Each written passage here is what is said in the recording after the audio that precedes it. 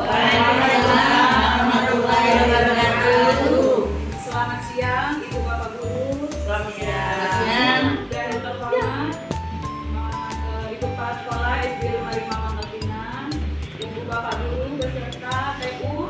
Hari ini saya akan mempresentasikan workshop yang kemarin dan akan kita lihat bersama-sama mengenai literasi dan numerasi.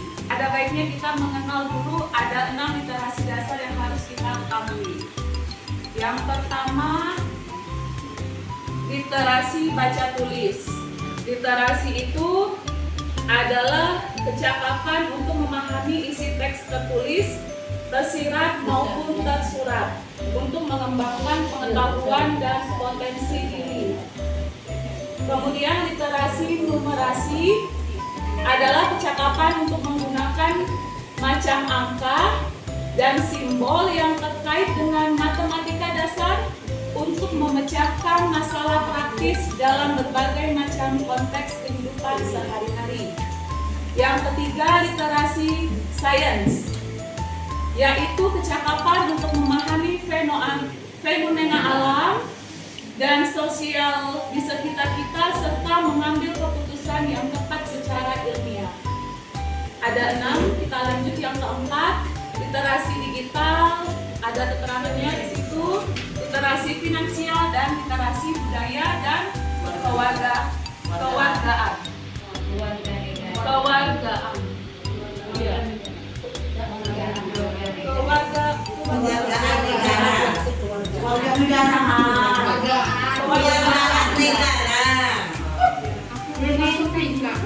Ini adalah 6 dasar literasi yang mana kita harus tahu sebelum ke materi selanjutnya. Kompetensi literasi guru, cakupan kompetensi literasi guru, dan kita akan meningkatkan kompetensi literasi guru.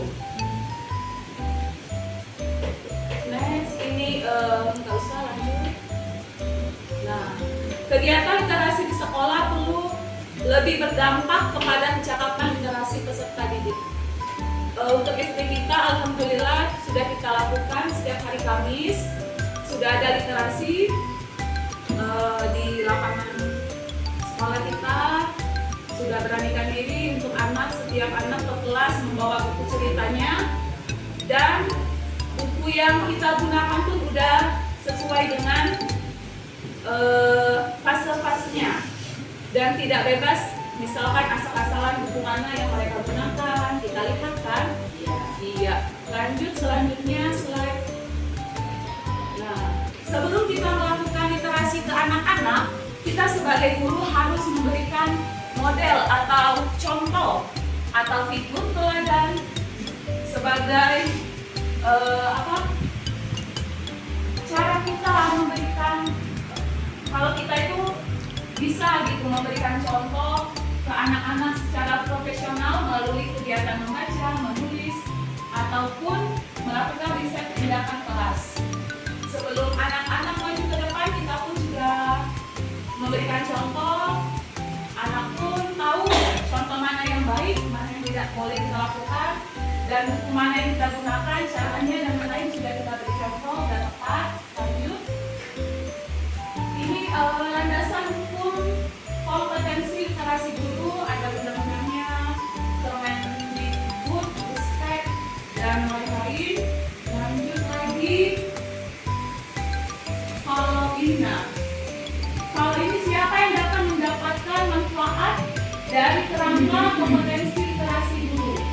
Kita semua, Ibu Bapak Guru, kepala sekolah, pengawas.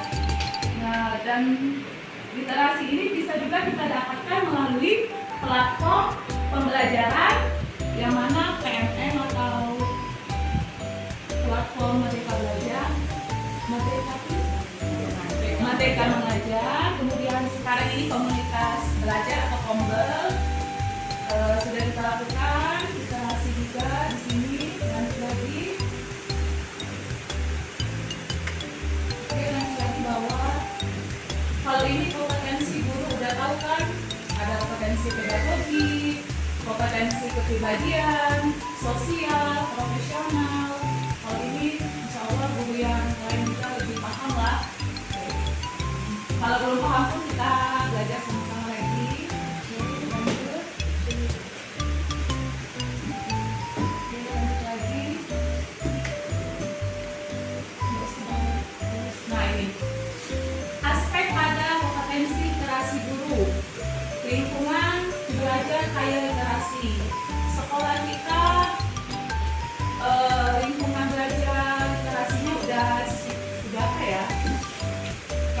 dibilang kurang pun tidak kurang, kalau dibilang lebih pun masih belum mencapai gitu, masih sedang lah.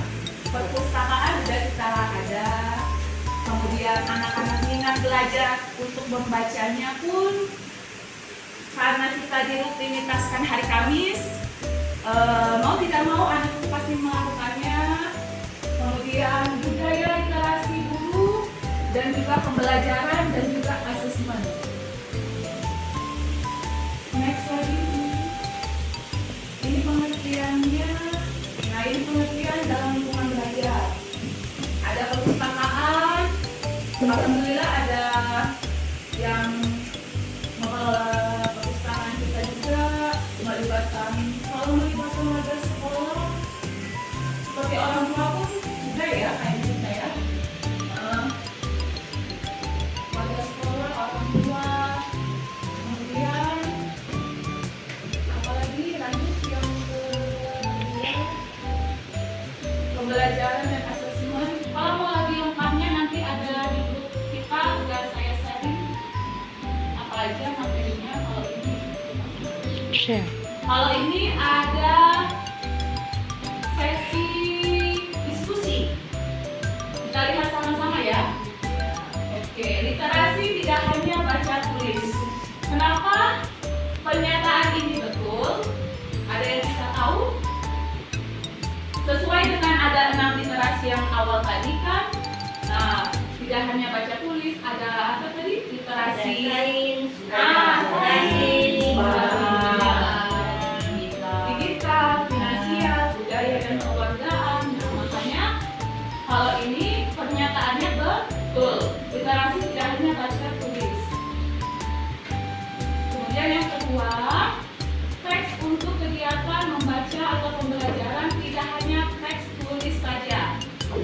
Tepat ya, karena ada media pembelajaran yang kita lakukan yang bersifat multimodal. Nanti ada slide selanjutnya apa itu multimodal.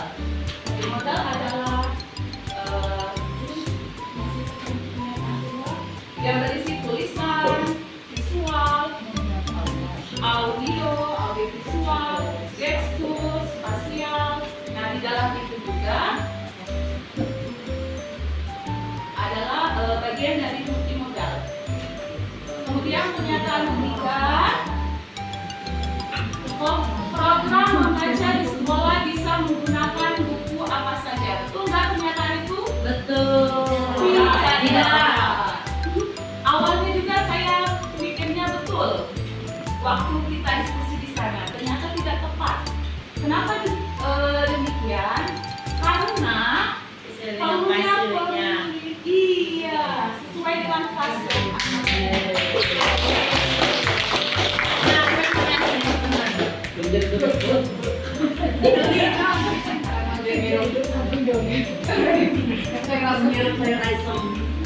Betul sekali. Iya, Bu.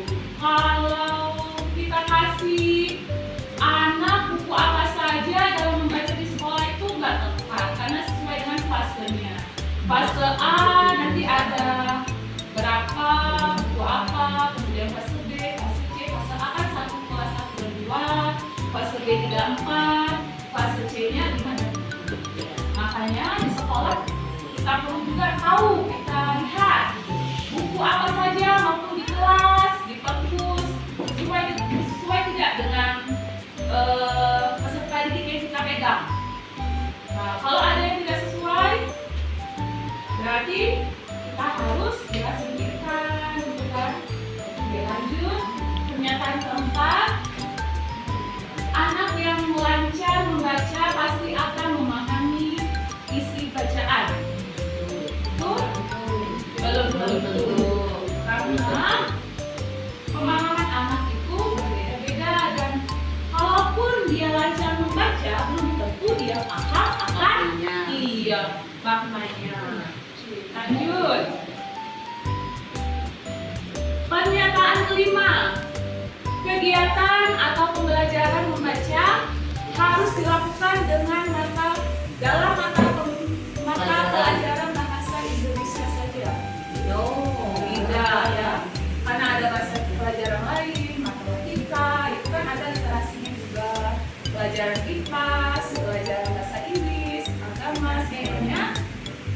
ada literasinya. Next, pernyataan ke-6. Guru tidak perlu melakukan asesmen kemampuan membaca siswa secara berkala. Tidak tepat. Next lagi. Pernyataan ke-7. Guru tidak perlu memodelkan atau mengajari kegiatan membaca kepada peserta didik yang diharapkan lebih aktif. Jadi itu pun tidak tepat. Walaupun kita ada kelas tinggi, kelas rendah, sama-sama kita berikan pemodelan atau pengajaran kepada siswa kita. Walaupun kelas tinggi lebih paham dibanding kelas rendah, kita pun harus sebagai guru memberikan pemodelan atau pengajaran kepada peserta didik. Sumber informasi kayak misalkan kita kan kemarin setiap anak bawa tanaman tuh. Nah, seharusnya setelah mengasih tanaman, kita kasih informasi ke anak itu apa jenis tanaman ini. Nah, namanya kan belum ada yang kita lakukan dalam literasi itu kan, biar anak itu pengetahuannya lebih luas. Jadi nanti kita kerjasama semuanya, ibu, bapak, nanti kita udah ada kan, bagi yang tahu namanya kita tulis, kita tempel di tanaman itu pakai apa? Nah, dan lebih bagus lagi pakai barcode. Siapa yang bisa tahu nanti kita belajar sama-sama yang pakai barcode penjelasan dari tanaman itu kita cari di Google, kan? Nanti ada dia, tapi caranya belum tahu. Nanti kita Nah, kan kayak gitu. Oke, bapak informasi. Yang udah karena cari barcode-nya. Boleh. belum ceritanya dong. Belum. Silakan. Boleh, silakan. Oh iya. Saya ingin menanyakan yang masalah barcode tadi. Jadi tujuannya dia dipasang barcode jadi untuk supaya orang lain itu tahu ya. Iya. Jadi tidak perlu, jadi hanya cukup dengan mengakses barcode tadi. Jadi kita juga semua orang itu bisa paham dan bisa tahu jenis tanaman itu. Ya, itu saja ya. Barcode-nya dari Berarti kita harus ada aplikasi bang. Jangan sampai kalah. kita kan sebagai orang dalam nih punya sekolah, nanti ada pengunjung kan misalkan. Iya. Kita tahu pengunjung kan. Misalkan ada buaya apa nama bisa lihat buaya nama lainnya apa itu kan. Terus nama bunganya juga ya. Kalau di formnya itu namanya aja, tapi kalau di barcode ini penjelasannya. Oh.